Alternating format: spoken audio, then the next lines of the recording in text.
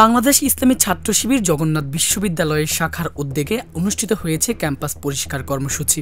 এই কর্মসূচির অংশ হিসেবে বিশ্ববিদ্যালয়ের বিভিন্ন স্থানে জমে থাকা ময়লা আবর্জনা পরিষ্কার করা হয় এবং পরিচ্ছন্নতা নিশ্চিত করতে ব্লিচিং পাউডার ছিটিয়ে দেওয়া হয়েছে।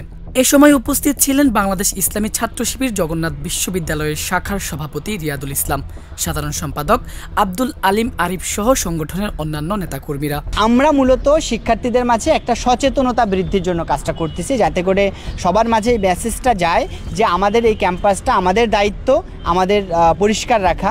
পাশাপাশি প্রশাসনের কাছেও আমাদের একটা প্রেশার ক্রিয়েট করা, যে যাতে করে তাদের যে পরিচ্ছন্নতা কর্মী আছে তাদেরকে আরেকটু অ্যাক্টিভ করানো এবং যদি প্রয়োজন হয় আরও দু একজন ক্লিনারকে নিয়োগ দেওয়া হলেও ক্যাম্পাসকে সার্বক্ষণিক ক্লিন রাখার ব্যবস্থা গ্রহণ করা। পরিষ্কার পরিচ্ছন্নতা কার্যক্রম শেষে বিশ্ববিদ্যালয়ের পরিচ্ছন্নতা কর্মীদের হাতে hand gloves, surgical cap, gumboot, dustbin সহ বিভিন্ন পরিষ্কার পরিচ্ছন্নতার সরঞ্জাম তুলে দেন তারা।